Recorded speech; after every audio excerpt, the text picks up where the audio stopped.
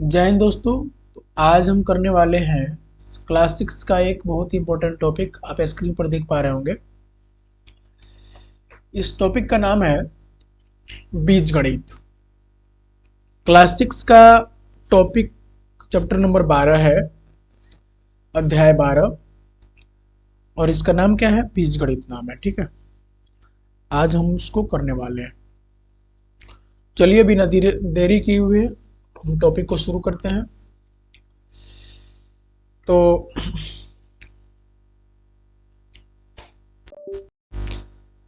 आप सभी को पता होगा कि दो चीजें होती हैं।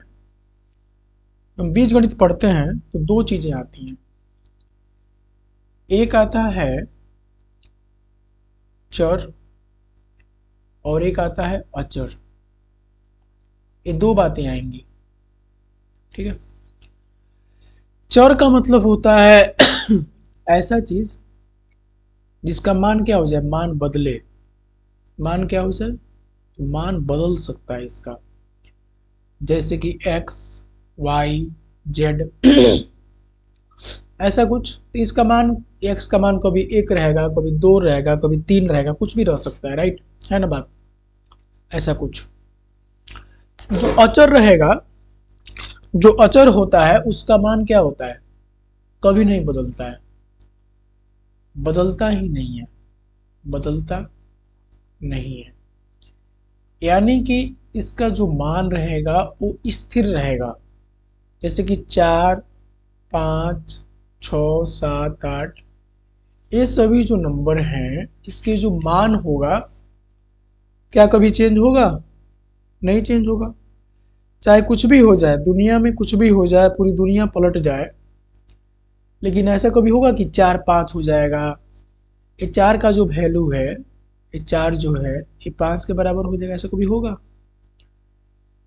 लेकिन ऐसा हो सकता है कि जो x बराबर कभी 4 हो जाए, x बराबर कभी 5 हो जाए, x बराबर कभी 6 हो जाए। यानी x एक ही है, इसका वैल्यू कितना आ रहा है? 4, 5, 6, जो भी रखना है रख सकते हैं।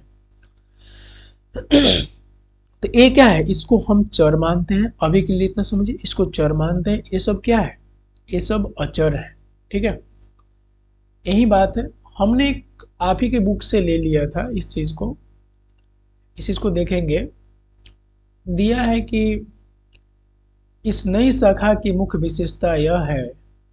इस नई शाखा मतलब इस बीज गणित की मुख्य विशेषता यह है कि इसमें अक्षरों का प्रयोग करके हम नियमों और सूत्रों माने फॉर्मूलाज को व्यापक रूप में लिख पाने में समर्थ हो जाएंगे। जैसे कि हम लिखते हैं ना, मान लीजिए कोई मोहन है। मोहन, अब मोहन का उम्र मान लेते हैं कि है, जो भी है, मोहन का उम्र कुछ है। ठीक है, इसका बेटा जो है मोहन से 10 साल छोटा है, तो ऐसे लिखेंगे ना कि मोहन के उम्र से उसका बेटा कितना है? 10 साल छोटा है, -10। इस बात को ऐसे लिखेंगे। इसी बात को हम एलजेब्रा में कैसे लिखेंगे? तो मान लीजिए मोहन का उम्र है x वर्ष। उम्र को वर्ष में मापते हैं तो वर्ष लिखते हैं, x वर्ष। तो बेटा का उम्र क्या हो जाएगा? x - 10 वर्ष। एक फॉर्मूला बन गया ना। अगर मोहन का उम्र होगा 60 वर्ष तो बेटा का उम्र कितना होगा? 50 वर्ष। अगर मोहन का उम्र होगा 70 वर्ष तो बेटा का उम्र कितना हो जाएगा? 60 वर्ष। अगर मोहन का उम्र होगा 80 वर्ष तो बेटा का उम्र कितना हो जाएगा? 70 वर्ष। मतलब आपको एक पैटर्न बनकर मिल गया, आपको एक पैटर्न बन के मिल गया कि भाई जो बेटा का उम्र है वो x - 10 है। बस यही पैटर्न देने का काम कौन करता है? बीजगणित। इस बात को समझिए। लिखा है कि अक्षरों के इस प्रयोग से हम केवल एक विशेष संख्या की ही बात न करके किसी भी संख्या के बारे में बात कर सकते हैं। दूसरी बात यह है कि अक्षर अज्ञात राशियों के स्थान पर भी प्रयोग किया जा सकता है। जैसे कि हमको मोहन का उम्र नहीं पता था, इसके जगह पर क्या कि एक अक्षर x का प्रयोग कर लिए। वही बात बोल रहा है कि अक्षर जो है अज्ञात राशियों के स्थान पर भी प्रयोग किया जा सकता है। अज्ञात राशियों यानी कि अननोन को निर्धारित करने की विधियों को सीखकर हम दैनिक जीवन से संबंधित अनेक समस्याओं को हल करने के प्रभावशाली साधन विकसित कर सकते हैं। मतलब एक पैटर्न हमारे पास आ जाएगा। अच्छा, ऐसा हो रहा है तो ऐसे होगा, ऐसा हो रहा है तो ऐसे होगा, ऐसे करके। तीसरी बात यह है कि ये अक्षर संख्याओं के स्थान पर प्रयोग किए जाते हैं।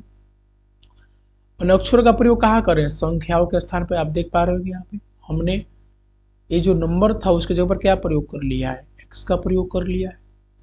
इसलिए इन पर संख्याओं की तरह संक्रियाएं भी की। संक्रियाएं के बारे में हमने आपको बताया था, मैथमेटिकल संक्रियाएं, यानी क्या बताया था? गणितीय संक्रियाएं, या इनको हम क्या बोल सकते हैं? इनको हम संक्रियाएं भी बोलते हैं। ठीक है, संक्रियाओं में क्या आता है मैं एक बार यहाँ पे लिख भी देता हूँ, आप यहाँ दिख रहे होंगे, लाल से लिख रहा हूँ।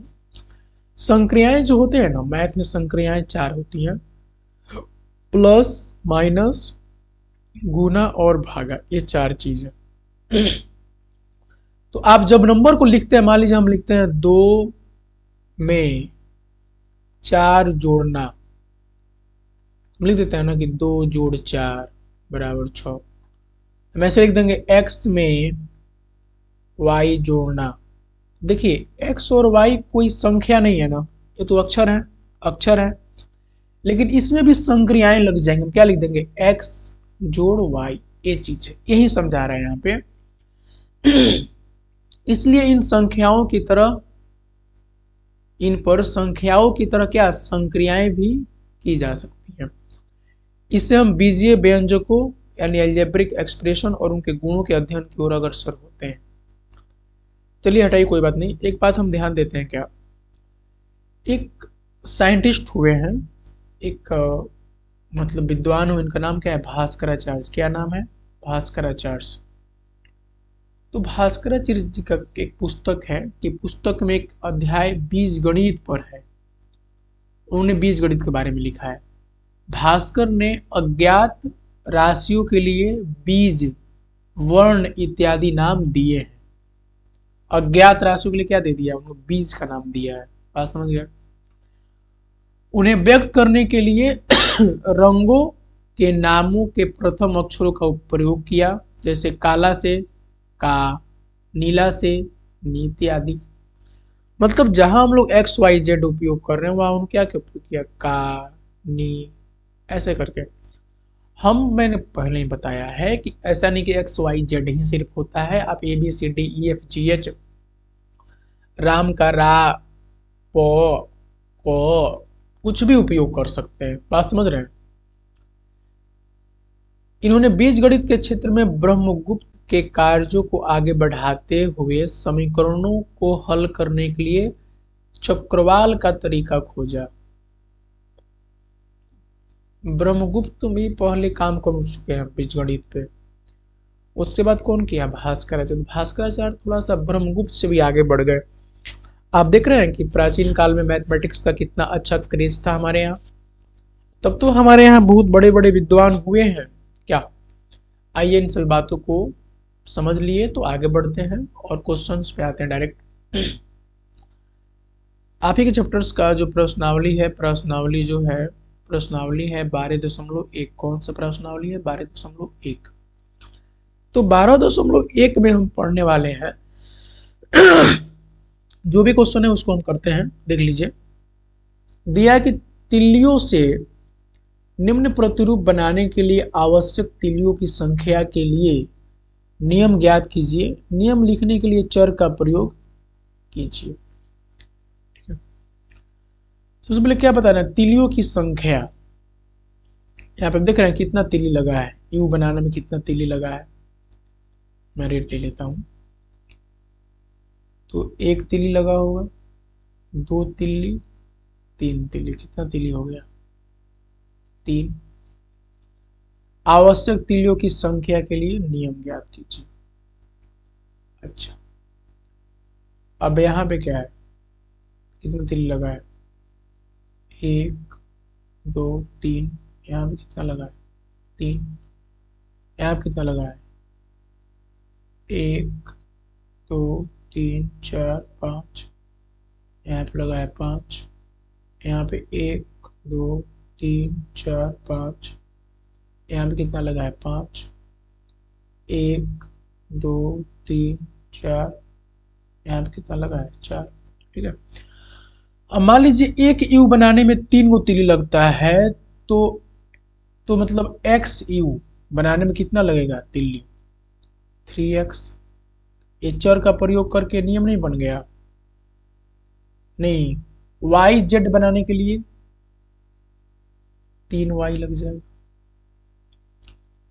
अच्छा, मान लीजिए हमको p बनाना है b, क्या लिख दीजिए 5p, ऐसे लिख दीजिए। 5 को लग रहा है, एगो एस बनाने में 5 को तिली लग रहा है। ठीक है, तो हमको मान लीजिए कि एस गो एस बनाना है, लिख लीजिए 5s। एगो ए बनाने में लग रहा है 4 गो तिल्ली, तो हमको एगो ए बनाना है, लीजिए 4a। यहाँ पे आप P Q R S T U V W X Y Z कुछ भी लिख सकते हैं, कोई फर्क नहीं पड़ेगा। ठीक है, जैसे कि मैं देख रहे हैं यहाँ पे u है फिर भी x लिख लिया हूँ, तो ऐसा नहीं समझना है कि यहाँ पे s है इसलिए सर यहाँ पे s लिखे, नो, आप कुछ भी लिख सकते हैं। मैंने एक पैटर्न डेवलप कर दिया। अब मान लीजिए हमको एगो u बनाना है, एगो u बनाना है, क्या लिखूंगा 3 गुना 1 बराबर 3 गो तिल लगेगा। हमको 2 गो u बनाना है, 3 गुना 2 बराबर 6 गो तिल लगेगा।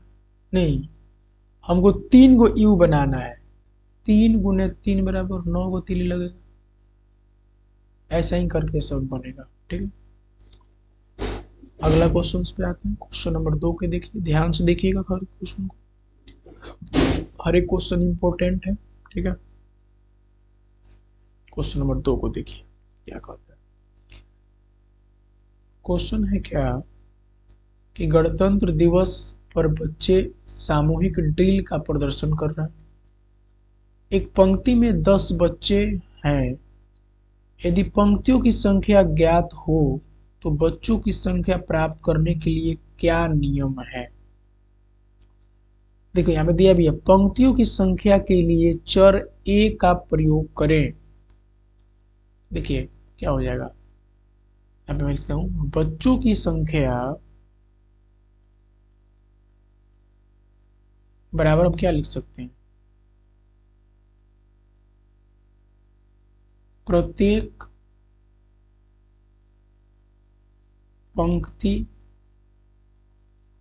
में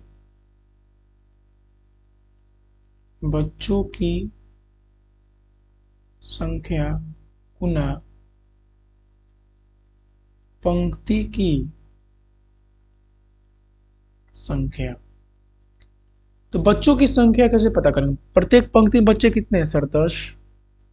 पंक्ति की संख्या के लिए क्या दिया है a, क्या लिख देंगे a, इसको हम ऐसे भी लिख सकते हैं 10a या 10 ऐसे करके a।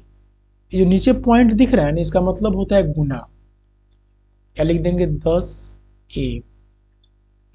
अच्छा एक बात, कोई बच्चा ऐसे सोचेगा सर मैं इसको ऐसे लिख सकता हूँ क्या, a 10, नहीं बच्चे, ये तरीका गलत है। मैथमेटिशियन ने ये सजेस्ट किया है कि जब भी आपको अचर, ये अचर है और इस चर को गुना करके लिखना है, विदाउट मल्टीप्लिकेशन के साइन का लिखना है, तो आप पहले क्या रखो, पहले अचर को रखो फिर चर को रखो, 10a लिखो। या आप अगर ऐसे लिखना चाहते हैं तो लिख सकते हैं इसको a गुना 10, कोई प्रॉब्लम नहीं है, a गुना 10 लिख दीजिए, कोई प्रॉब्लम नहीं है। लेकिन आपको बिना गुना का लिखना है, देन आपको 10a लिखना पड़ेगा, ऐसे 10a। ठीक है, अगला क्वेश्चन देखते हैं, क्वेश्चन नंबर 3। एक टोकरी में 60 केले हैं, आप टोकरियों की संख्या के पदों में केले की कुल संख्या को किस प्रकार लिखेंगे। दिया है कि टोकरियों की संख्या के लिए b का प्रयोग कीजिए। हमें बहुत एक्सप्लेन नहीं कर, डायरेक्ट लिखता हूं, क्या लिखेंगे 60b। आप टोकरियों की संख्या के पदों में केले की कुल संख्या, कुल आ गया ना, तो 60b आंसर हो जाएगा इसका खत्म। इसका देखिए रानी रानी नाम की एक लड़की है। रानी नाम की एक लड़की है। रानी अपनी कक्षा के प्रत्येक विद्यार्थियों को जन्मदिन के उपलक्ष्य पे पर दो दो टॉफियां बांटती हैं। विद्यार्थियों की संख्या ज्ञात होने पर क्या कुल टॉफियों की संख्या के लिए सूत्र बता सकते हैं? कुल टॉफी क्या होगा? यहाँ पे दिया है कि विद्यार्थी की संख्या कितनी है। विद्यार्थी की संख्या कितनी है? m। कितना हो जाएगा? विद्यार्थी की संख्या गुने प्रत्येक विद्यार्थी को दिया गया टॉफी, यानी दो। क्या लिख सकते हैं? 2m answer. सीमा गुड़िया की बहन, बड़ी बहन है। तो सीमा जो है वो क्या है? बड़ी है किससे? गुड़िया से। हमने पहले भी बताया, आज बता देता हूँ, इस साइन का मतलब क्या होता है? इस साइन के मुंह के तरफ जो है वो बड़ा आदमी है, साइन के पीछे जो है वो क्या है? छोटा आदमी है। यानी सीमा बड़ी है, गुड़िया छोटी है। मैंने इसको ऐसे लिख दीजिए। सीमा गुड़िया से 5 वर्ष बड़ी है। सीमा जो है, सीमा का जो उम्र है वो गुड़िया से 5 वर्ष ज्यादा है। सीमा जो है, गुड़िया का उम्र प्लस 5 वर्ष जोड़िएगा तो क्या निकलेगा? सीमा का उम्र निकलेगा। आते हैं। सीमा की आयु गुड़िया के आयु के पदों में लिखिए तो क्या लिख देंगे? मान लीजिए हम गुड़िया को मान लेते हैं जी, क्या लिख देंगे? G+5। खत्म। जब गुड़िया की आयु x वर्ष है तो सीमा की आयु बताइए। जब गुड़िया का आयु कितनी है? x वर्ष। सीमा का आयु कितना हो जाएगा? सीमा हो जाएंगे, क्या हो जाएंगी? सीमा ही तो है जो x वर्ष बड़ी है, 5 वर्ष बड़ी है किससे? गुड़िया से। तो गुड़िया कितनी x है? तो x+5।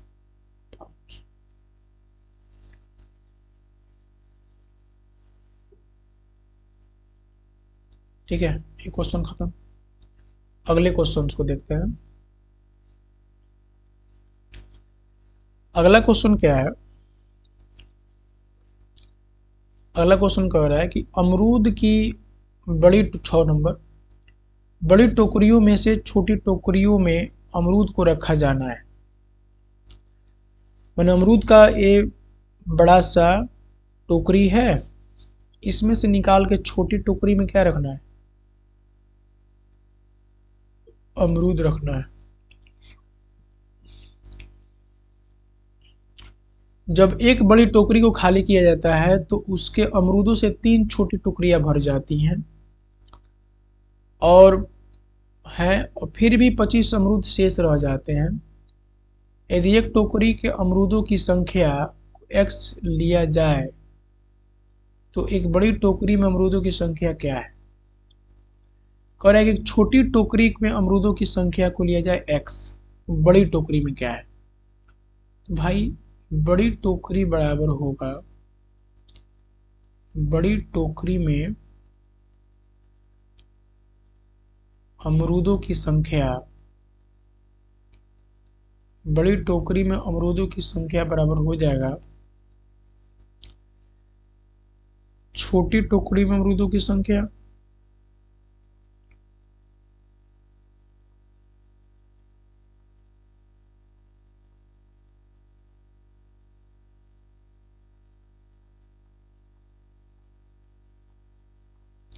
जोड़ कितना बच जा रहा था? 25 अमरूद बच जा रहा था, प्लस 25। एक मिनट और। तीन छोटी टोकरियों में, तीन छोटी टोकरी में क्या लिखेंगे? 3 गुना छोटी टोकरी प्लस 25। पूछा कि यदि एक छोटी टोकरी में अमरूदों की संख्या को x मान लिया जाए तो एक बड़ी टोकरी में अमरूदों की संख्या क्या होगी? क्या लिखेंगे? 3 गुना x जोड़ 25, यही आंसर हो जाएगा। खत्म। अब आते हैं क्वेश्चन नंबर 7 पे। फास्ट नहीं लग रहा होगा, अगर फास्ट आपको लग रहा है तो आप वीडियो को रोक कर देखिए, कोई प्रॉब्लम नहीं है। रोक रोक कर देखिए। 7 नंबर आइए। एक बार में समझ में नहीं आ रहा, 2-3 बार उसी चीज़ को देखिए, रिपीट करके समझ में आएगा। मैं विश्वास दिलाता हूँ आपको। तिलियों से बने हुए वर्गों के नीचे दिए हुए प्रतिरूपों, ये आकृति के प्रतिरूप को देखिए। ये वर्ग अलग अलग नहीं है, दो संलग्न वर्गों में एक तिल्ली उभयनिष्ठ है। इस प्रतिरूप को देखिए और वह नियम ज्ञात कीजिए जो वर्गों की संख्या के पदों में आवश्यक तिल्लियों की संख्या देता हो। जैसे कि यहाँ पे तिल्ली कितनी है भैया, 1 2 3 4, 4 तिल्ली।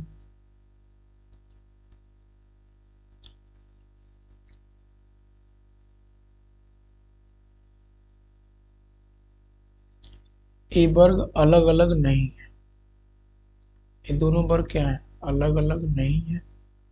दो संलग्न वर्गों में एक तिल्ली उभयनिष्ठ है। यहाँ पे एक तिल्ली, तो आवश्यक तिल्लियों की संख्या ज्ञात कीजिए। अब यहाँ पे क्या को तिल्ली लगा है, 1 2 3 4 5 6 7, यहाँ पे लगा है 7 को, यहाँ पे लगा है 1 2 3 4 5 6 7 8 9 10, यहाँ पे लगा है 10 को। वर्ग का को बनाए देखिए, यहाँ पे एक वर्ग, यहाँ पे 1 2 वर्ग, 1 2 3 वर्ग, 1 2 3 4 को वर्ग बनाए, कई को तिल्ली लगा है, 1 2 3 4 5 6 7 8 9 10 11 12 13, यहाँ पे लगा है 13 को तिल्ली।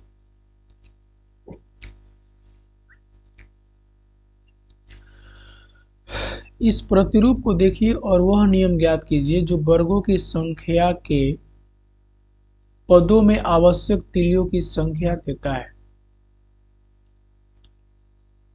बताइए, यहाँ पे तो पता कर सकते हैं कि 4 गो क्या है, 4 गो तिल्ली यहाँ पे लगा है, 4 तिल्ली नहीं, प्रत्येक वर्ग में बोल देंगे 4 तिल्ली लगा है, लेकिन प्रॉब्लम तो तब होगा जब यहाँ पे आएंगे 7 तिल्ली, यहाँ पे 10 तिल्ली, यहाँ पे 13 तिल्ली, है ना। यानी कि 3 3 बढ़ रहा है ना, +3 +3 +3 नहीं, तो हम ये लिख सकते हैं कि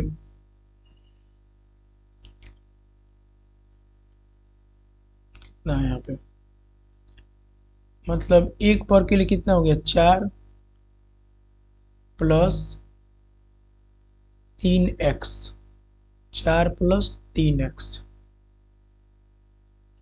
ठीक है, 4 + 3x, 4 + 3 x - 1 ऐसे लिख दीजिए। ये थोड़ा सा इससे भी ऐसे लिखता हूँ, ऐसे लिखता हूँ 4 + 3 x - 1, इस हिसाब से तो ऐसे ही लिख सकते हैं। जैसे कि हमको एक वर्ग बनाना है, एक वर्ग बनाना है, चलिए डालिए यहाँ पे 4 + 3, इसको डालना है तो 1 - 1 यानी कि 0, तो आगे को तिल्ली लग जाएगा, 4 को तिल्ली। हमको 2 गो वर्ग बनाना है, 4 + 3 गुने x के ऊपर, x के जगह पर क्या रखेंगे, 2 - 1, 4 + 3 बराबर हो जाएगा 7 तिल्ली। आ गया 7 तिल्ली, यहाँ पे देखिए 3 नंबर में आता है। हमको तीन को वर्ग बनाना है, ए वाला क्या लिखेंगे, 4 + 3 गुने 3 - 1 यानी कि 4 + 3 गुना 2 यानी कि 4 × 6 10, 10 तिल्ली लगा है, देखिए यहाँ पे 10 तिल्ली लगा हुआ है, नहीं 4 नंबर में आते हैं, 4 हमको 4 को बनाना है, तो क्या करेंगे, 4 + 3 गुने 4 - 1 यानी कि 4 + 3 गुने 3 यानी कि 4 + 9 बराबर 13। तो देख सकते हैं यहाँ पे बन गया, तो ये पैटर्न बनेगा 4 +, ठीक है, 3 गुना x - 1, यही है पैटर्न, इसी यही फॉर्मूला बन जाएगा जो फॉर्मूला पूछ रहा था ना यहाँ पे कि इस प्रतिरूप को देखिए और वह नियम ज्ञात कीजिए जो वर्गों की संख्या के पदों में आवश्यक तीलियों की संख्या बता दे। यही बन जाएगा 4+3 गुने x-1। ठीक है, ये आंसर हो गया।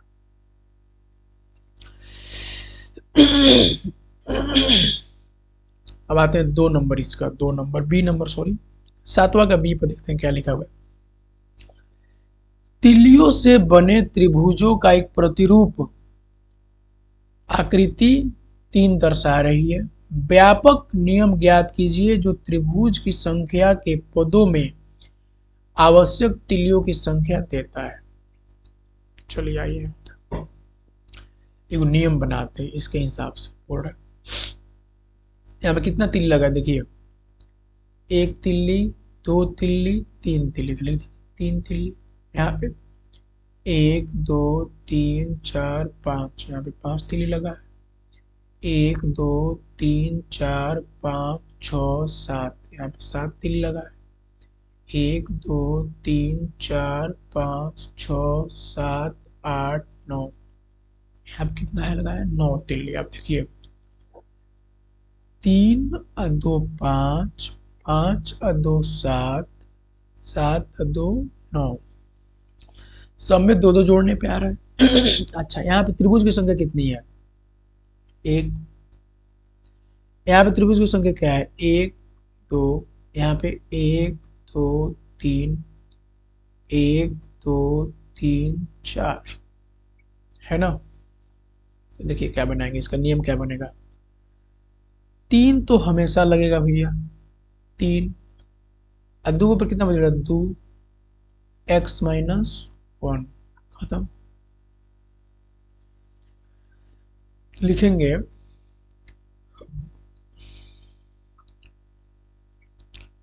आवश्यक तीलियों की संख्या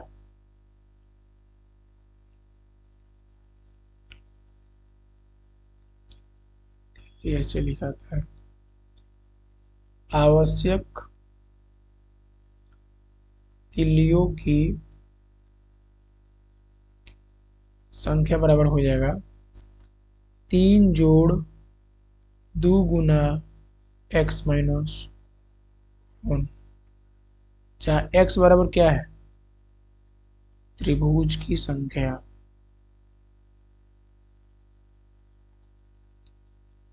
ए नंबर बी नंबर दोनों बराबर ही। अब देखिए मान लीजिए आपको एक त्रिभुज बनाना है, तो डालिए फॉर्मूला में 3 + 2 गुना 1-1 बराबर हो जाएगा 3। आपको 2 गो त्रिभुज बनाना है, क्यों बनाना है? 2 गो। जैसे यहाँ पे देखिए 3 + 2 गुना 2-1 बराबर हो जाएगा 3 + 2 यानी कि 5। यहाँ पे देख लीजिए 5 है। आपको बनाना है कई गो त्रिभुज? 3 गो। कई गो बनाना है? 3 गो त्रिभुज बनाना है हमको। मान लीजिए भोलू को बनाना है 3 गो त्रिभुज। गोलू को कैसे करेगा? गोलू 3 + 2 गुना 3-1 यानी कि 3 + 2 गुना 2 यानी कि 3 + 2 4 बराबर 7 गो तीली लगेगा उनको। तो ऐसे करके निकाल सकते हो। तो ये आंसर हो गया। कौन आंसर हो गया? ये आंसर हो गया। ठीक है, अब आते हैं प्रश्नावली 12.2 पे। क्या कहता है 12.2? साहचर्य का नियम, साहचर्य का नियम को बोलते हैं एसोसिएटिव लॉ। क्या बोलते हैं? एसोसिएटिव लॉ, साहचर्य का नियम। 3 संख्याओं 15, 28, 14 के योग पर विचार कीजिए। हम यह योग 2 प्रकार से प्राप्त कर सकते हैं। देखिए बताते हैं बाबू, जब शायद पहले ही चैप्टर है 6 क्लास का जिसमें आपको साहचर्य का नियम पढ़ना है, पहली या दूसरी है मुझे याद नहीं आ रहा। साहचर्य का नियम ये होता है कि a जोड़ b + c बराबर होता है a + b + c। यही होता है। इस चीज को मैं ऐसे बताता हूँ। मेरे को जोड़ना है 1 + 2+3 किसके बराबर होगा? 1+2+3, इसका मतलब ये हुआ। जब ऐसे जोड़िए 1+2 व 3 5, कितना आएगा? 6। जोड़िए 1+2 3+3 कितना आएगा? 6। यानी कि दोनों में जो है वैल्यू बराबर ही आ रहा है, 6 6 ही आ रहा है। बस किए क्या है, लिखने का तरीका बदल गया है ना। यहाँ पे देखिए 2+3 को पहले जोड़ रहे हैं, यहाँ पे 1+2 को पहले जोड़ रहे हैं। बस यही होता है सारचर। और तो ऐसे भी बता दिया जाता है कि सारचर में क्या होता है, बस हम ये जो कोष्ठ है इसको बदल देते हैं, कोष्ठ को देख रहे हैं, शिफ्ट कर लेते हैं। यही सारचर का नियम है। इस पर तो हमने पढ़ाया था आपको, बाकी फिर से पढ़ा दूंगा मैं उस चैप्टर को, कोई टेंशन नहीं है। मैं यूट्यूब पे सारे चैप्टर पढ़ाऊंगा। मेरा टारगेट है कि मैं जो है 6 7 और 8 के मैथ्स एंड साइंस के हर एक चैप्टर को पढ़ा दूँ लगभग जल्द से जल्द। तो मैं इसी टारगेट पे काम कर रहा हूँ। सो अभी तक आपने चैनल को सब्सक्राइब नहीं किया है तो कर लीजिए, वीडियो को ज़्यादा से ज़्यादा लाइक और शेयर कीजिए, ठीक है। बाकी कमेंट में भी करके बताइए कि आपको कैसा लग रहा है हमारा कंटेंट, ठीक है। हमारे समझाने का तरीका कैसे लग रहा है, ये सब बताइए, आप ज़रूर बताइए, इससे आदमी मोटिवेट होता है। लगेगा कि नहीं बच्चे पढ़ रहे हैं तो चलो ठीक है, थोड़ा सा मेहनत भी हो रहा है तो कोई फ़र्क नहीं पड़ता, ठीक है। कोई बात नहीं, आप यदि पूरा फोकस कहाँ होना चाहिए, पढ़ाई पे, ठीक है। चलिए, तो जो है पहले 15 और 28 को जोड़कर 43 प्राप्त कर सकते हैं, और 43 में 14 जोड़कर कुल 57 प्राप्त कर सकते हैं। ये नंबर यही कह रहा है। पहला 15 + 28 को जोड़िए, तब क्या जोड़िए 14, क्या प्राप्त होगा? 15 जोड़ 28 हो गया 43, जोड़ 14 कितना आ गया? 57। ये कह रहा है हम पहले 28 और 14 को जोड़कर 42 प्राप्त कर सकते हैं, और फिर इसे 15 में जोड़कर कुल 57 प्राप्त कर सकते हैं। वैसे कह रहा है 15 जोड़ 28 जोड़ 14, पहले 28 और 14 को जोड़ लीजिए, आ जाएगा 42, फिर जोड़ेंगे 15 को आ जाएगा 57। दोनों में 57 ही आ रहा है। ऐसा किसी भी 3 संख्याओं के लिए किया जा सकता है। यह गुण संख्याओं के योग का साहचर्य एसोसिएटिव गुण कहलाता है। इस गुण को चर ए बी सी के प्रयोग करते हुए व्यापक रूप में व्यक्त कीजिए। इसको क्या कर रहा है, ऐसे लिख दीजिए a+b+c बराबर a+b+c, हो गया व्यापक रूप में, खत्म। यही है आंसर। अगला क्वेश्चन, क्वेश्चन नंबर 4 देखिए, मैं कलर चेंज कर लेता हूँ। समबाहु त्रिभुज की एक भुजा को कैसे दर्शाया जाता है? ठीक है, इस समबाहु त्रिभुज के परिमाप को के का प्रयोग करते हुए व्यक्त कीजिए। ठीक है, यहाँ पे दिया है कि समबाहु त्रिभुज के भुजा को, ठीक है,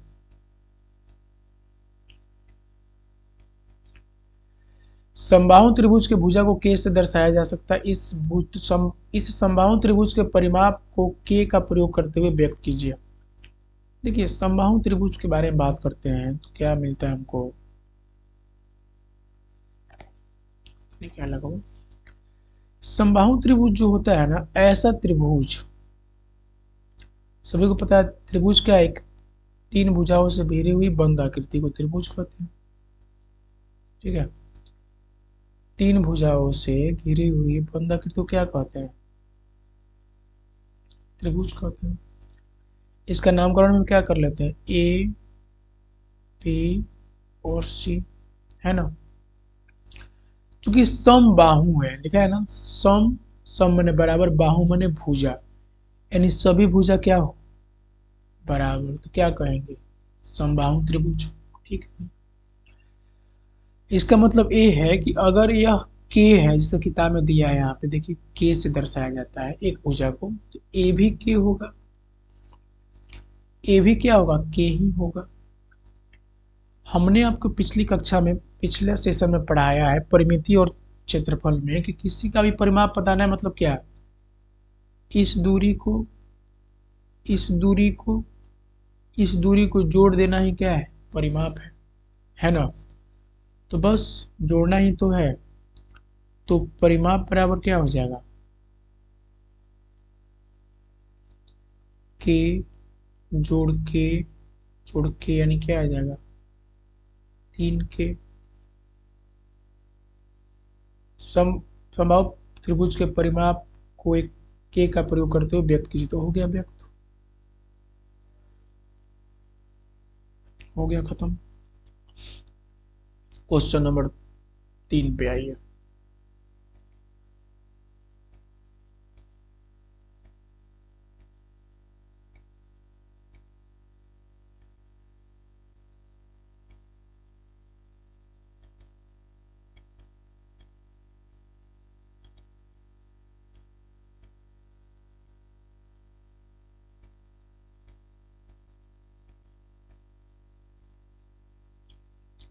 ठीक है, क्वेश्चन नंबर 3 क्या कहता है, देखिए मैंने बड़ा सा लगा दिया है, अच्छे से दिखाई देता होगा।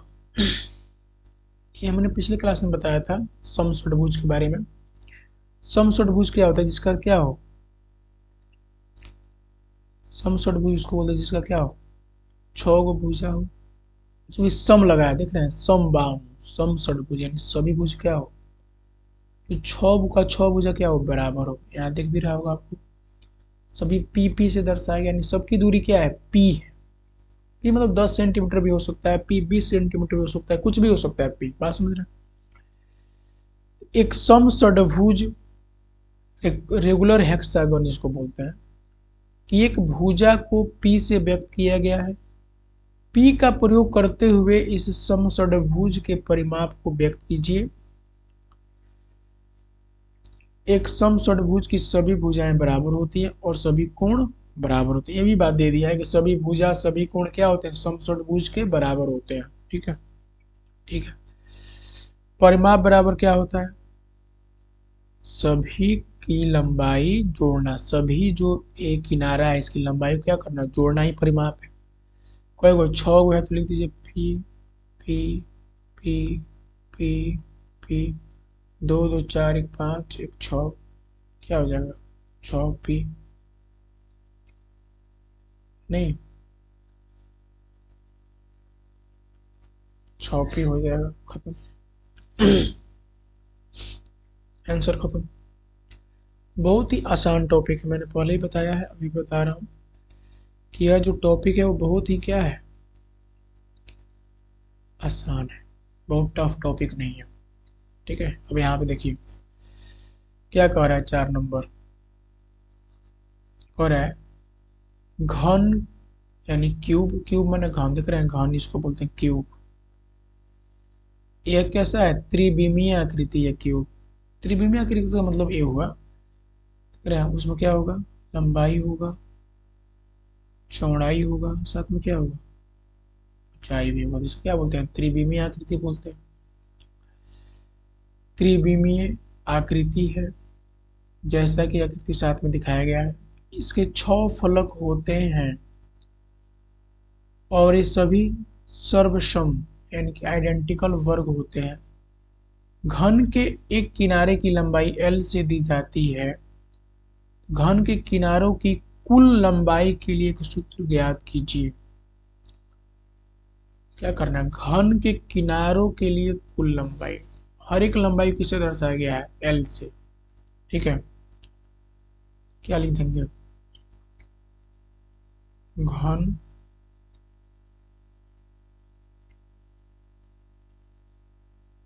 एक चीज और बात कर लेते हैं, घन में जो होता है ना, घन में किनारों की संख्या पहले कितनी होती है,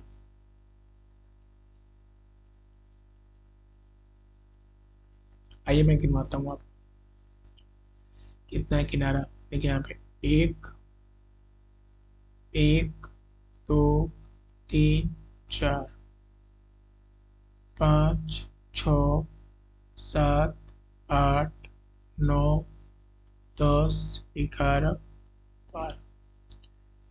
कितना किनारा है? 12। तो घन के किनारों की कुल लंबाई के लिए सूत्र ज्ञात कीजिए। तो क्या हो जाएगा? 12L। सूत्र हो जाएगा खत्म। मतलब एक किनारा की लंबाई कितनी है? 12, सॉरी L है, तो 12 किनारा की लंबाई 12L। नहीं हो जाएगा? ये आप L को 12 बार जोड़िए, ऐसे करके फिर जोड़िएगा तो 12L आएगा, ऐसे भी हो जाएगा। आपको ये भी याद रखना है किनारों की संख्या कितनी होती है? 12। ठीक है ना? फलक की संख्या कितनी होती है? फलक। फलक किसको बोलते हैं मैं समझा देता हूँ। ये है फलक। ये जो मटेरियल है ना, अंदर जो मटेरियल भरा हुआ है, ये क्या है? फलक है। ये फलक है, समझे? ये सब क्या है? फलक है। ठीक है? फलक की संख्या होती है 6। ठीक है? ये भी पूछ लेता है कभी कभी कि शीर्ष की संख्या कितनी होती है? शीर्ष की संख्या, शीर्ष कितनी होंगी? 1, 2, 3, 4 यहाँ पे हो गया, ऊपर भी कितने हैं? 4 ही तो हैं। शीर्ष की संख्या होती है 8। आइए अगला क्वेश्चन देखते हैं। मैं ऐसा करता हूँ, आप सभी को समझ में आ रहा होगा। नहीं समझ में आ रहा तो जरूर कमेंट करके बताइएगा हमको कि सर समझ में नहीं आता है, ऐसा कुछ। 5 नंबर जो है क्वेश्चन, वृत्त का व्यास वह रेखाखंड है जो वृत्त पर स्थित दो बिंदुओं को जोड़ता है। यह है वृत्त का व्यास, ये व्यास। ऐसा नहीं कि दो बिंदुओं को जोड़ने वालों को ही व्यास बोल देंगे, ये बात थोड़ा सा पूरी तरह सही नहीं दिया है। जब दो बिंदुओं को जोड़े किससे पार करे? केंद्र से, तब उसे व्यास कहेंगे। इसके यहाँ पे भी तो दो बिंदु को मिला दिए, ए और बी, क्या व्यास है? नहीं, इसको व्यास नहीं बोलते। उसके केंद्र से, हाँ देखिए लिखा भी है, और उसके केंद्र से होकर जाता है, केंद्र से। वृत्त की त्रिज्या r उस पर स्थित किसी बिंदु P को केंद्र C से जोड़ने वाली रेखा की लंबाई होती है। P को C से जोड़ने वाली रेखा को क्या कहते हैं? त्रिज्या। संलग्न आकृति 8 में AB वृत्त का व्यास और C उसका केंद्र है। वृत्त के व्यास को उसकी त्रिज्या के पदों में व्यक्त कीजिए। व्यास को क्या दिया है? D। त्रिज्या देख रहे हैं, दो गो त्रिज्या लग जा रहा है ना एक गो व्यास बनाने में। त्रिज्या क्या हो गया? R प्लस R, यानी क्या आ गया? D बराबर आ गया 2R। आंसर खत्म, टाटा बाय। प्रश्नावली किस में आते हैं? प्रश्नावली आते हैं हम 12.3 में, 12.3 पे आते हैं। आप देखिए 12.3 का क्वेश्चन क्या। आप तीन संख्याओं 7, 10 और 12 से संख्याओं वाले चर नहीं जितने व्यंजक बना सकते हैं बनाइए। एक संख्या का एक से अधिक बार प्रयोग नहीं किया जाना चाहिए। केवल योग, व्यकलन और गुणन की संक्रियाओं का ही प्रयोग करें। उदाहरण 7, 10 + 7 - 12 ऐसे करके बनाना है। चर का प्रयोग नहीं करना है, सिर्फ अचर जो है 7, 10 और 12 का प्रयोग करके संक्रिया कौन सा प्रयोग करना है? जोड़, घटाव और गुणा का प्रयोग करना है। और इसे क्या बनाना है? इससे बनाना है सर व्यंजक बनाना है। बनाता हूँ, ये कैसे बना दूंगा? 7 + 10 - 12 1 हो गया, ऐसे घेर देता हूँ। 7 × 10 + 12 नहीं, 7 - 10 × 12 12 गुने 7 माइनस 10, 10 गुने 12 माइनस 7। मैं कितना भी बना सकता हूँ, ठीक है, बहुत सारा बना सकते हैं।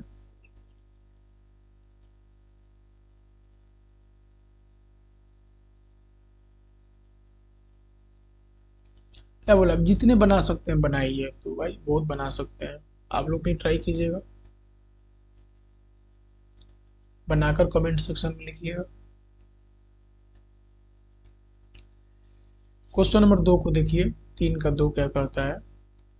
कहता है निम्नलिखित में से कौन से केवल संख्याओं वाले व्यंजक हैं, इस बात को बताना है। कौन सिर्फ संख्या वाला व्यंजक है। ई है क्या, नहीं। ए है, इसमें यहाँ पे देखिए चौर आ गया, ये भी नहीं है। इसमें भी वाई चौर आ गया, ये भी नहीं है। इसमें भी जेड चौर आ गया, ये भी नहीं है। इसमें भी एक्स चौर आ गया, ये भी नहीं है। एक ही है, ये वाला संख्या वाला व्यंजक, केवल संख्या वाला व्यंजक पूछा है आपसे। हम उस पर फोकस भी किए, उसी को बताए भी हैं। अगला क्वेश्चन को देखिए, मैं आपके लिए बहुत बड़ा क्वेश्चन लगा देता हूँ, तो आपको अच्छा से दिखेगा आपको। 3 नंबर देखिए, क्या कहता है 3 नंबर। निम्न व्यंजकों को बनाने में प्रयुक्त संक्रियाओं, योग, व्यकलन, व्यकलन माने घटाव, योग माने जोड़, गुणन माने गुणा, विभाजन माने भाग, को देखिए और बताइए कि ये व्यंजक किस प्रकार बनाए गए हैं। अच्छा, ए नंबर में क्या है। ए नंबर में है सर एक्स छोड़ 9। क्या लिखेंगे, एक्स में 9 जोड़ा गया है, खत्म। बी नंबर क्या कहता है, एक्स माइनस 9। क्या लिखेंगे, एक्स में से 9 को घटाया गया है। सी नंबर देखिए 13y, y में 13 से गुना किया गया है। कौन है, डी नंबर। y में 13 से विभाजन किया गया है, या 13 से भाग दिया गया है, विभाजन किया गया है, कुछ भी लिख दीजिए। ऐसे करके आप लिख सकते हैं। ई नंबर देखिए क्या है, यहाँ देखिए पहले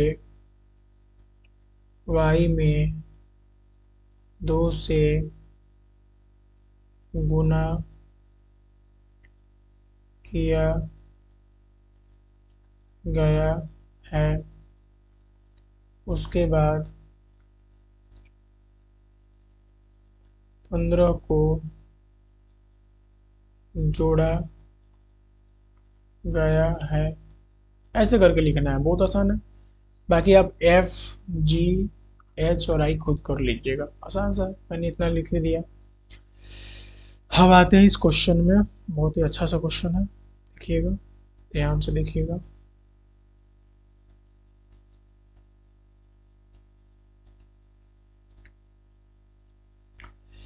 क्वेश्चन नंबर कौन है, 4। क्वेश्चन नंबर कौन सा है, 4 है। निम्नलिखित स्थितियों के लिए व्यंजक दीजिए। ए में 5 जोड़ना, क्या लिखेंगे, ए प्लस 5। ए में से 5 घटाना, ए माइनस 5। ए को 5 से गुना करना, 5 गुना ए, या 5 ए, तो लिख दीजिए। ए को 5 से भाग देना, ए बटे 5। एम में से 7 घटाना, एम घटाओ 7। माइनस एम को 7 से गुना करना, माइनस एम गुना 7। माइनस एम को 7 से भाग देना, माइनस एम बटे 7। एम को -5 से गुना करना, एम को -5 से गुना करना, एम गुने -5, खत्म।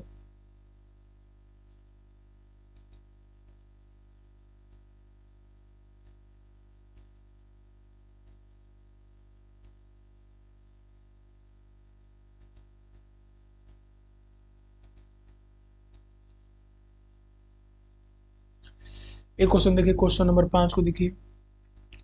5 क्या कहता है कि यहाँ पे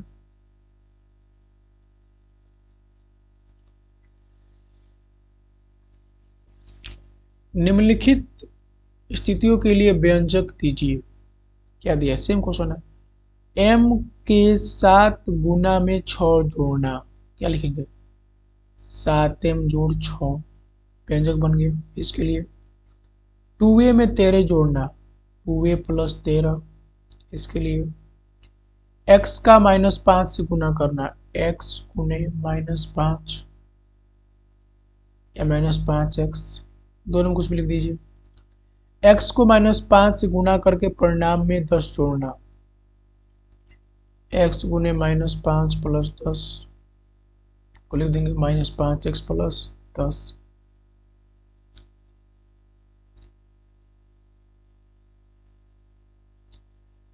-5x प्लस 10, यहाँ पे देखिए लिखता हूँ -5x प्लस 10, ठीक है।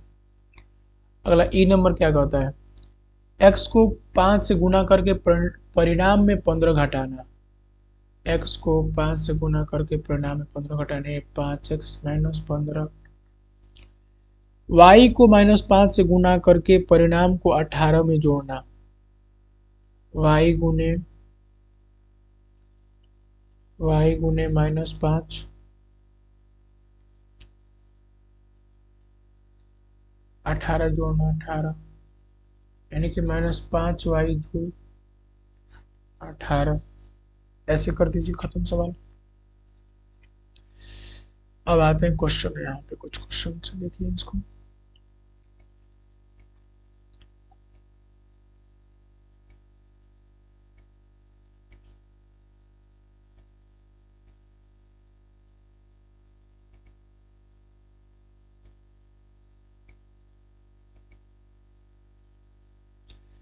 क्वेश्चन नंबर 6 देखिए क्या कहता है, के और 9 का प्रयोग करके अलग अलग व्यंजक बनाइए, प्रत्येक व्यंजक में दोनों एक एक बार होने चाहिए। के और 9 का प्रयोग करके अलग अलग व्यंजक बनाइए, प्रत्येक व्यंजक में दोनों एक एक बार होने चाहिए। व्यंजक मतलब क्या है, चर और अचर को मिला के बना देना, इन व्यंजक है। संक्रिया जोड़ दीजिए तो के प्लस 9 एगो बन गया, के माइनस 9 एगो दूसरा बन गया, के गुना 9 एक तीसरा बन गया, के बटा 9 एक बन गया, एक बन जाएगा 9 बटा के, एक क्या बन जाएगा 9 माइनस के, हो गया। इससे ज्यादा कुछ नहीं बन सकता। क्वेश्चन नंबर बी पे आइए। m 5 और 7 का प्रयोग करके व्यंजक बनाइए, प्रत्येक व्यंजक में m अवश्य होना चाहिए। हर व्यंजक केवल दो अलग अलग संख्या संक्रियाओं का प्रयोग करें, दो अलग अलग संख्याएं संक्रियाओं का प्रयोग करें। संक्रियाएं क्या होता है भाई, संक्रियाएं क्या होता है, प्लस माइनस गुना और भागा, यही तो है संक्रिया। ये बनाना है व्यंजक। m का प्रयोग कितने बार करना है, प्रत्येक व्यंजक में m अवश्य होना चाहिए। हर व्यंजक केवल दो अलग अलग संक्रियाओं का प्रयोग होना चाहिए, दो सिर्फ चाहिए। m प्लस 5 माइनस 7 एक बन गया, m गुना 5 माइनस 7 दूसरा बन गया, 7m माइनस 5 तीसरा बन गया। नहीं, तो ऐसे करके बहुत सारा बनाया जा सकता है। ऐसे हो जाएगा m बटे 7 प्लस 5, 7 बटे m प्लस 5, 7 बटे 5 प्लस m, नहीं, m बटे 5 प्लस 7। बहुत सारा ऐसे बना सकते हैं, आप अपने मन से बना सकते हैं बहुत सारा। कुछ आप लोग बनाइएगा, हमने इतने बना दिया। 12.4 पे।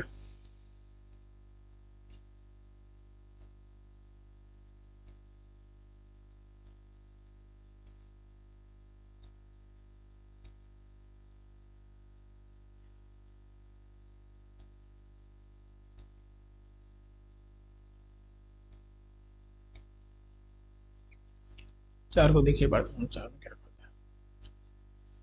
दे रहा है कि प्रश्नों का उत्तर देना है, ठीक है, जो प्रश्न दिए उनका उत्तर क्या करना है, देना है। लिखित प्रश्न का उत्तर दीजिए। सुशीला की वर्तमान आयु x वर्ष है। सुशीला कितने वर्ष की, x वर्ष की है। बताइए 5 वर्ष पूर्व उसकी आयु कितनी थी, 5 साल पहले उसकी आयु कितनी होगी, x माइनस 5। 4 वर्ष बाद वो कितनी वर्ष की हो जाएगी, x प्लस 4। सुशीला के दादाजी की आयु सुशीला की आयु के साथ गुनी है, उसके दादाजी की आयु क्या है। सुशीला की आयु कितनी है, 7 गुनी है, तो दादा की आयु कितनी हो जाएगी, दादा हो जाएंगे x गुने 7 यानी कि 7x। सुशीला की बड़ी बहन की आयु सुशीला की आयु के 2 गुने से 3 वर्ष कम है, तो बड़ी बहन का उम्र कितना हो जाएगा, 2 गुने से ना, क्या लिखा है, 2 गुने से 2x माइनस 3, बड़ी बहन होगा, खत्म। एक आयताकार हॉल की लंबाई उसकी चौड़ाई के 2 गुने से 5 मीटर अधिक है। यदि चौड़ाई b मीटर है तो लंबाई क्या होगी, क्या दिया है, लंबाई उसकी चौड़ाई के 2 गुने से, लंबाई के बराबर क्या हो जाएगा, 2 गुने चौड़ाई यानी कि b, 5 मीटर अधिक है, क्या हो जाएगा 2b प्लस 5। सी नंबर का होता है एक आयताकार बक्से की ऊंचाई h सेंटीमीटर है। एक आयताकार बक्से की ऊंचाई कितनी है, h सेंटीमीटर है।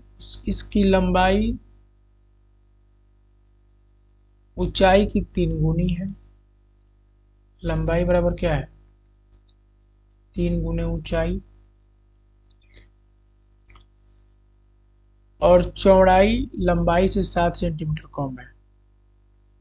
चौड़ाई बराबर क्या है, लंबाई से 7 सेंटीमीटर कम। बक्से की लंबाई और चौड़ाई को ऊंचाई के पदों में व्यक्त कीजिए, ठीक है। लंबाई और चौड़ाई को ऊंचाई के पद में, तो भाई यहाँ पे तो मैं ऊंचाई को मान लेता हूँ h, लंबाई को मान लेता हूँ l, चौड़ाई को मान लेता हूँ b। मैं क्या लिखूंगा, लंबाई बराबर, और लंबाई बराबर हो जाएगा 3h, चौड़ाई बराबर क्या हो जाएगा l माइनस 7 सेंटीमीटर, l बराबर क्या है 3h, 3h minus 7 centimetre. b बराबर क्या निकालेगा 3h माइनस 7 सेंटीमीटर, l बराबर 3h। आंसर खत्म। एक बस जो है, डी नंबर क्वेश्चन देखिए, एक बस x किलोमीटर प्रति घंटा की चाल से चल रही है, यह पटना से राजगीर की ओर जा रही है। बस के 3 घंटे चलने के बाद राजगीर की दूरी 22 किलोमीटर बची रह जाती है। x का प्रयोग करते हुए पटना से राजगीर की दूरी बताइए।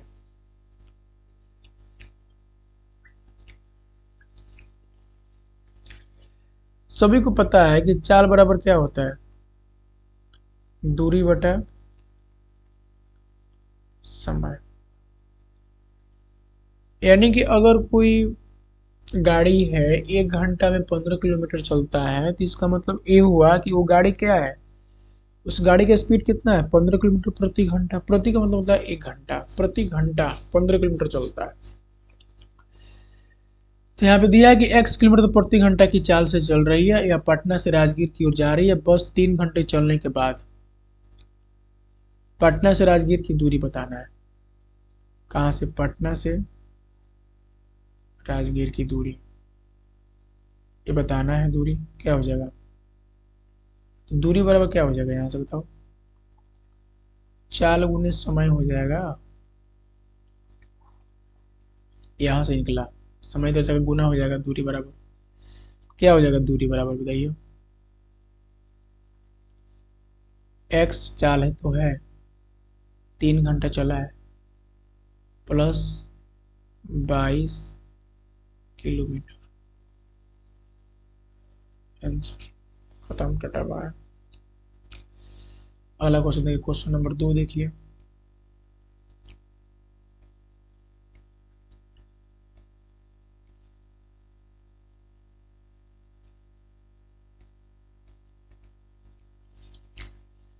क्वेश्चन नंबर 2 क्या कहता है देखिए, व्यंजकों के प्रयोग से बने निम्न कथनों को साधारण भाषा के कथनों में बदलिए। उदाहरण दिया है, हमारी कक्षा में x विद्यार्थी और स्कूल में 15x विद्यार्थी हैं।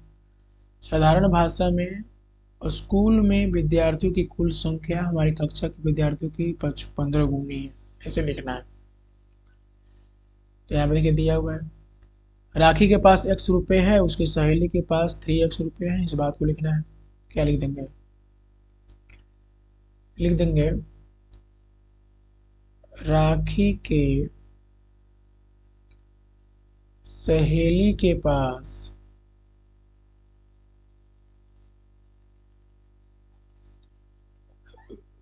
राखी से 3 गुना रुपया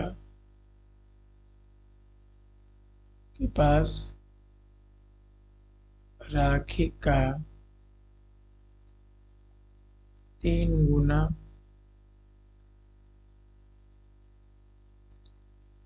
रुपया, बस खत्म।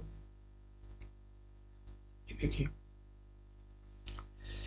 एक अभ्यास पुस्तिका का मूल्य p रुपया है, पुस्तक का मूल्य 4p रुपया है। तो लिख देंगे क्या? पुस्तक का मूल्य अभ्यास, पुस्तक का मूल्य अभ्यास पुस्तिका के 4 गुनी है। सीधे देखिए, सुरेश के पास y बकरियां हैं, रमेश के पास y/4 बकरियां हैं। क्या लिखेंगे? रमेश की बकरियों रमेश की बकरियों की संख्या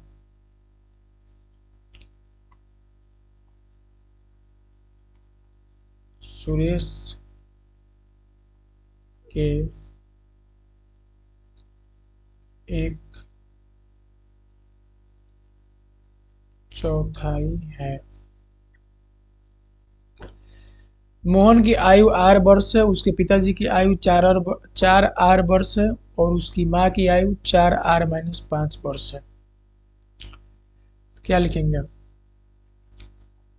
मोहन के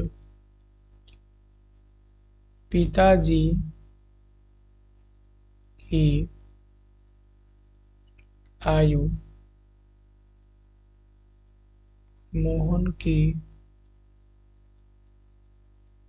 4 गुनी है एवं उसकी माँ की आयु उसके पिता से 5 वर्ष कम है। हो गया।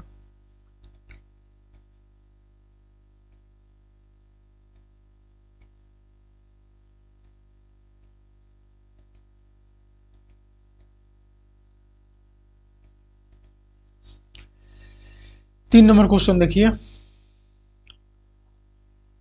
क्या कहता है। सपना की आयु x वर्ष दी हुई है, बताइए x+5 और x-3 क्या दर्शाएगा। देखिए x+5 दर्शाएगा, ठीक है,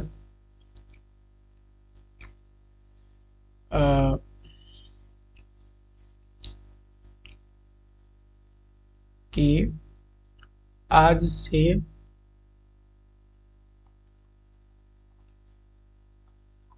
5 वर्ष बाद की आयु, और x-3 क्या दर्शाएगा, आज से 3 वर्ष पहले की आयु। दिया हुआ है कि कक्षा के एम विद्यार्थी टेलीविजन देखना पसंद करते हैं। 3m क्या दर्शाएगा तथा m/2 क्या दर्शाएगा। ठीक है। 3m टेलीविजन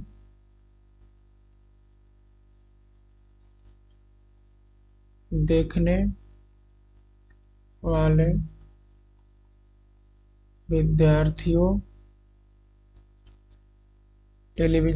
वाले विद्यार्थियों के 3 गुना और m/2। ऐसे लिखने का मतलब है कि ऊपर वाला लिख रहा हूँ, टेलीविजन देखने वाले विद्यार्थियों के आधा। हो गया खत्म। अब आते हैं 12.5 पे। किस पे आते हैं? 12.5 पे। बहुत ही आसान सा टॉपिक है अभी। ठीक है। जब यही 7 क्लास का पढ़िएगा थोड़ा सा इससे टफ लगेगा, थोड़ा सा टफ। मैं उसको भी कराऊंगा, इसके बाद मैं उसी टॉपिक को कराने वाला हूँ। ठीक है। सो अगर कोई 7 क्लास में पढ़ने वाला है तो उसको बता दीजिएगा।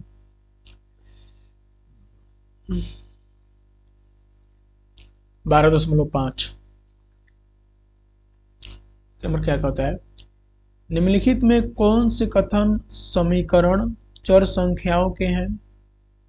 सकारण उत्तर दीजिए। समीकरणों में संबंध चर भी लिखिए।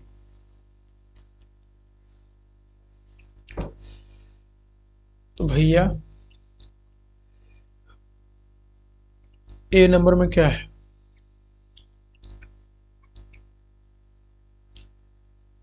ए नंबर क्या है? समीकरण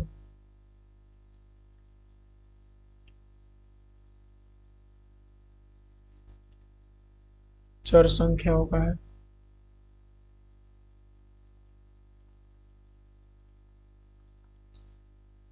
क्योंकि इसमें x चर है। बी नंबर, देखिए बी नंबर जो है ना समीकरण नहीं है, क्योंकि समीकरण में सबसे खास बात क्या है, आपको ध्यान देने वाला बात क्या है कि उसमें बराबर हो। क्या होगा? बराबर।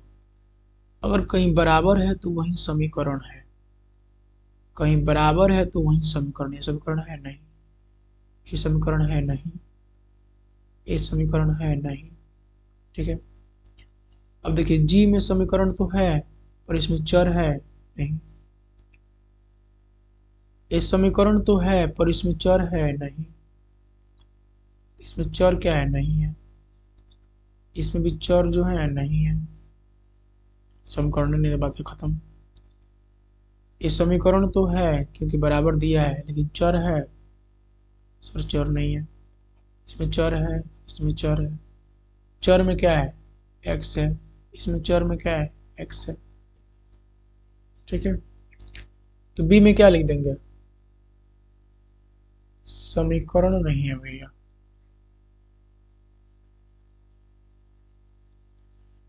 सी में क्या लिख देंगे? भैया समीकरण तो है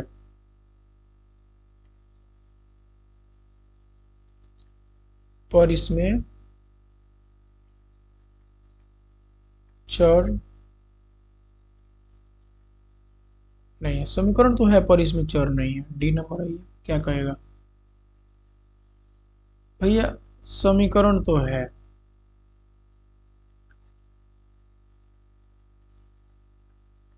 पर इसमें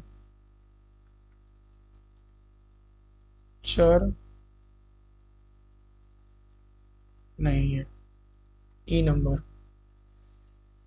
अरे भाई समीकरण है,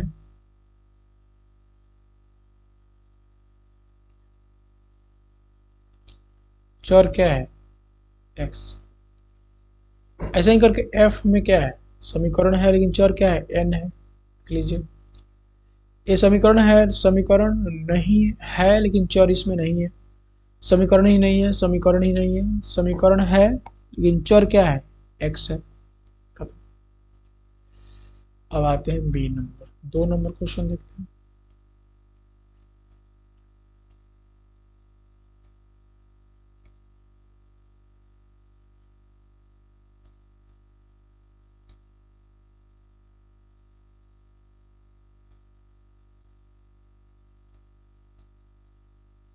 देखिए मैं आपके लिए काफ़ी बड़ा कर लिया हूँ इसको, आपको परेशानी नहीं होगी। चलिए देखते हैं। ठीक है भैया, सारणी के तीसरे स्तंभ में इसमें प्रविष्टियों को पूरा कीजिए। तो ये करना क्या है ना, यहाँ पे 5x बराबर 25 दिया ना, x बराबर क्या दिया है 3, 3 डालो क्या होता है, यहाँ डालो 5 गुने 3 बराबर होता है 15, 25 के बराबर है नहीं, लिख देंगे क्या संतुष्ट है नहीं।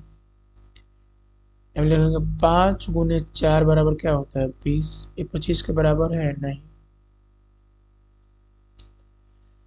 5 गुने 5 बराबर होता है 25, ये बराबर है किसके 25 के, तो हाँ ऐसे करके बनाना है। जो यहाँ पे x का वैल्यू दिया है इसी वैल्यू को यहाँ x में पुट करना है, डालना है, फिर गुना करके पता करना क्या है सही है कि नहीं है। और गुना का रिलेशन है तो जैसे यहाँ पे जोड़ है k प्लस 10, यहाँ देख लीजिए k का मान कितना है 10 प्लस 8 कितना होता है 18, क्या है 20 के बराबर है नहीं भैया। यहाँ देखिए k का मान ई नंबर देखिए 11 प्लस 8 बराबर होता है 19, क्या 20 के बराबर है नहीं। यहाँ पे 12 प्लस 8 बराबर होता है 20, क्या है 20 के बराबर है हाँ। m माइनस 5 यानी कि 16 माइनस 5 बराबर होता है 11, क्या है 9 के बराबर है नहीं। बस ऐसे ही लिखते चलना है आपको, बहुत आसान टॉपिक है ना, बहुत आसान है, मजा आ जाएगा। 10 बराबर है 9 के नहीं, m माइनस सॉरी 14 माइनस 5 बराबर होता है 9, ये बराबर किसके 9 के, लिख देंगे हाँ। t बटा 7 यानी कि 47 बटा 7 क्या होता है 7 बराबर है नहीं, लिख देंगे नहीं। 48 बटा 7 7 के बराबर है ना, लिख देंगे नहीं।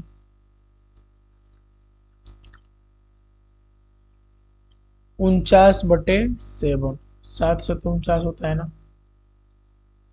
7 के बराबर है बोले सॉरी नहीं नहीं लिखेंगे है,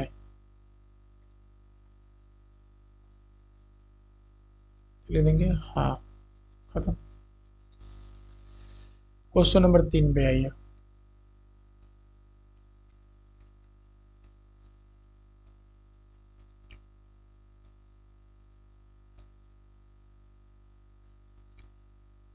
इसको देखिए, क्वेश्चन नंबर 3 को देखिए, ये क्या कह रहा है,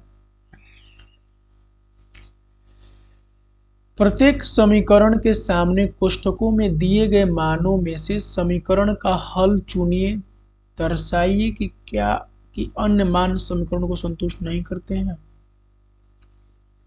डाल के चेक करना है। ठीक है, मैंने सबसे पहले बताया समीकरण किसको बोलेंगे, दोनों तरफ क्या होगा व्यंजक होगा, दोनों तरफ व्यंजक होगा, अब बीच में क्या होगा बराबर, तो क्या बोलेंगे समीकरण। तो ये समीकरण है, इसमें कोई डाउट है नहीं, ये समीकरण सभी हैं। चलिए खत्म, ये बाजार खत्म, अगला बाजार पे आते हैं। हम क्या करेंगे 4 गुने 5 बराबर क्या होता है 20, 24 के बराबर है नहीं। 4 गुने 6 क्या है 24, सॉरी तो 24 के बराबर, यही सही है, 6 पे टिक कर देंगे इसे, खत्म। अब 10 डालिए 11, यहाँ पे क्या लिखेंगे 10 प्लस 11 कितना होता है 21, 23 के बराबर है नहीं। 11 प्लस 11 क्या होता है 22, 23 के बराबर है नहीं।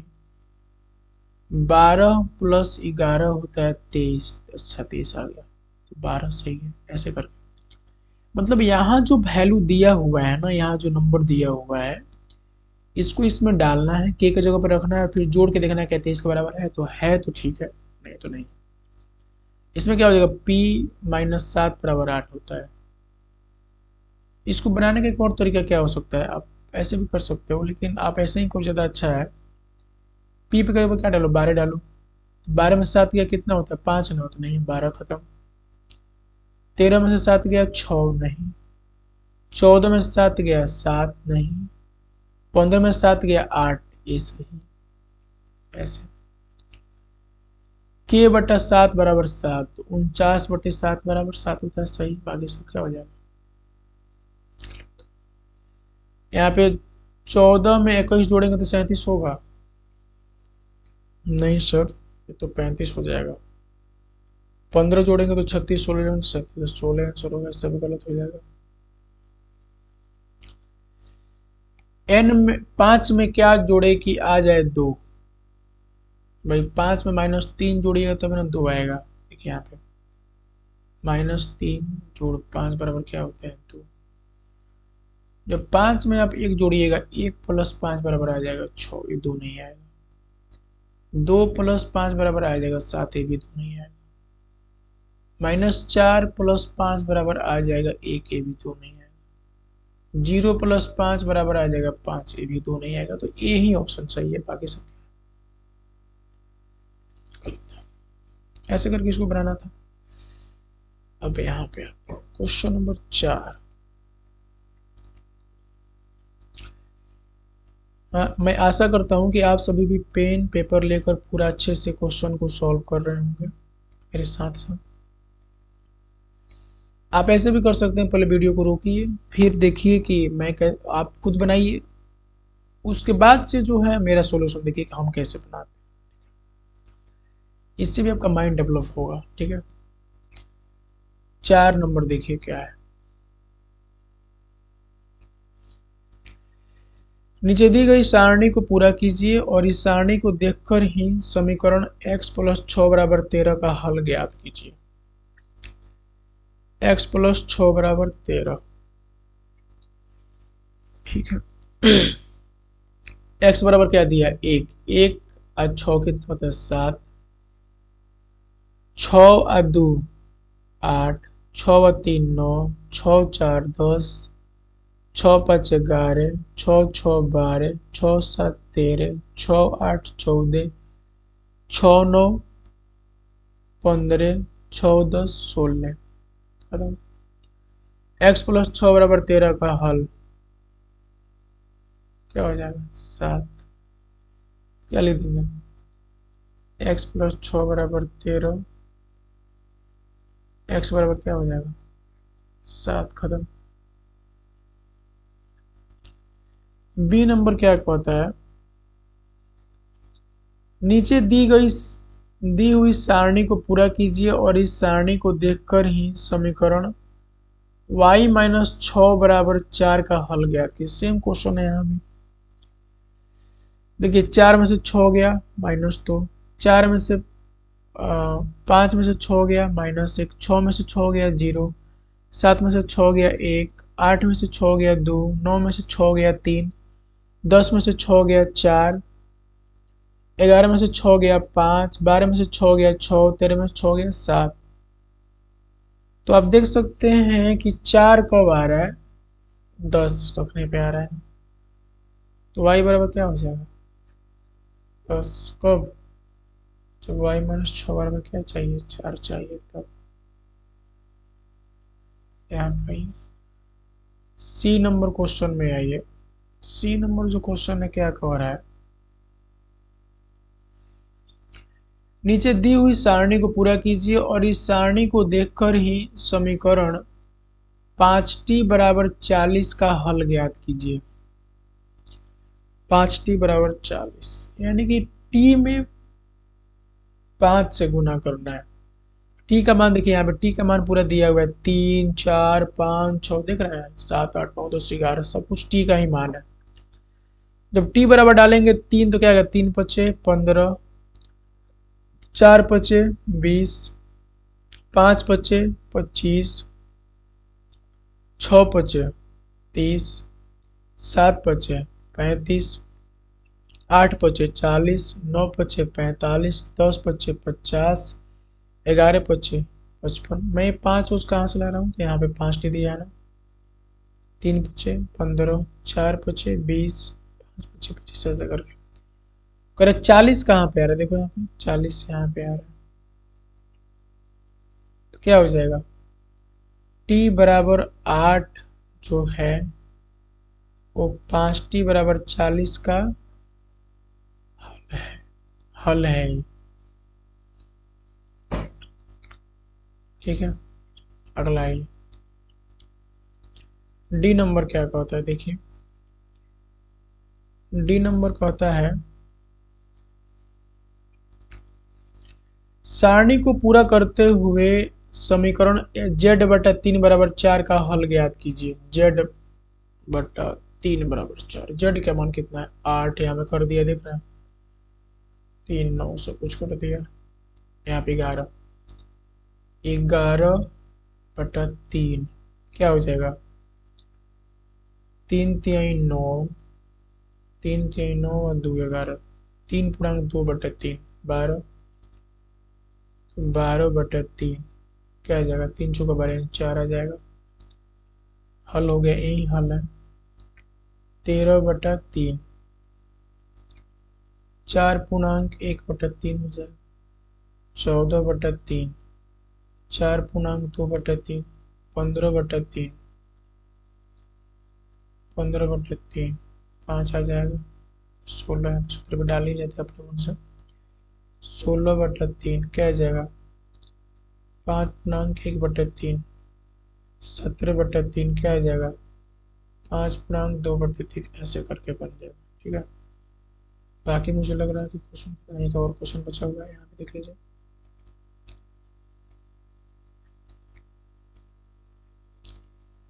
मैं इसको बड़ा कर लेता हूँ आपके लिए। चलिए इस क्वेश्चन देखिए, 5 नंबर क्या कहता है, हल कीजिए, हल करना है। ए नंबर आता है y प्लस 6 बराबर क्या दिया है 18।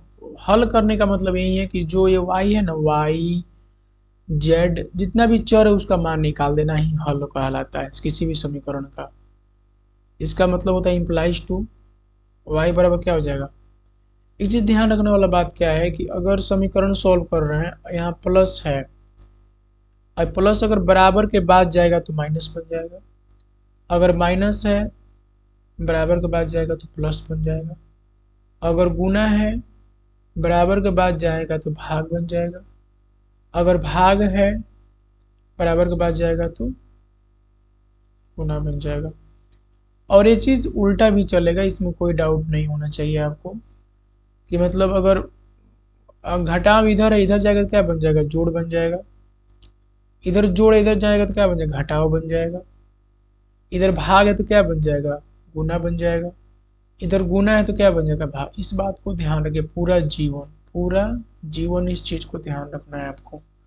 जब जब समीकरण सॉल्व कीजिएगा इसकी जरूरत आपको आन पड़ेगी। तो यहाँ पे देख लीजिए 18 माइनस 6, चूंकि जोड़ था तो घटाओ, यहाँ पे देख लीजिए 18 में 6 हो गया 12, y बराबर क्या निकल गया 12, खत्म। अब आते हैं बी नंबर में, z माइनस 7 बराबर क्या है 20, तो z बराबर क्या आ जाएगा 20 जोड़ 7 यानी कि आ जाएगा 27, z बराबर निकल गया 27। अगला देखिए सी नंबर में यहाँ बना लेता हूँ ताकि आपको क्वेश्चन दिखता भी रहे, इसका भी मैं खास ख्याल रखता हूँ आपके लिए। दिया है सी में कि 7p बराबर 140, गुना का संबंध है, क्या बन जाएगा भाग बन जाएगा, नहीं तो जाकर 40/7, 7 दूना 14 यानी 20, यानी p बराबर क्या हो जाएगा 20। डी नंबर है q/5 बराबर 7, q बराबर क्या हो जाएगा 5 गुने 7 यानी कि q बराबर क्या हो जाएगा 35। मतलब देख रहे हैं उसका कितना प्रयोग हो रहा है। ई में आइए, ई नंबर क्या होता है, k बटा 8 बराबर 12। ई में कह रहा है k बटा 8 बराबर 12। k का मान क्या हो जाएगा, k बराबर हो जाएगा 12 × 8 यानी बराबर 96। k बराबर क्या निकल गया, 96।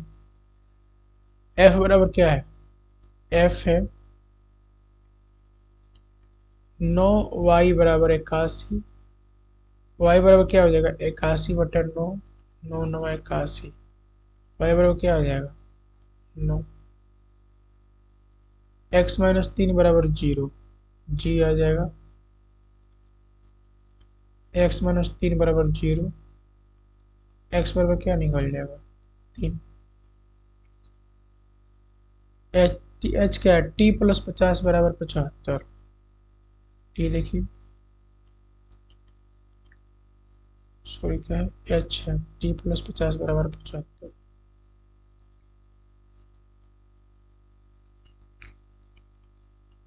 t + 50 बराबर 75। t बराबर क्या हो जाएगा, 75 - 50 यानी कि 5 में 0 गया 5, 25। टी बराबर क्या निकल गया, 25 आंसर। इसी के साथ ये लग रहा है हमको पूरा खत्म हो गया। तो आपने सेशन को देखा है, इसके लिए आपको थैंक यू। बाकी अभी तक आपने चैनल को सब्सक्राइब नहीं किया है तो सब्सक्राइब कर लीजिएगा, साथ ही बेल आइकन को भी प्रेस कर लीजिएगा, साथ ही लाइक कर दीजिएगा, शेयर भी कर दीजिएगा अपने दोस्तों में, और प्रयास कीजिए ज़्यादा से ज़्यादा स्टूडेंट को इस सेशन के लिए जोड़ सकें। इसी के साथ थैंक यू ऑल।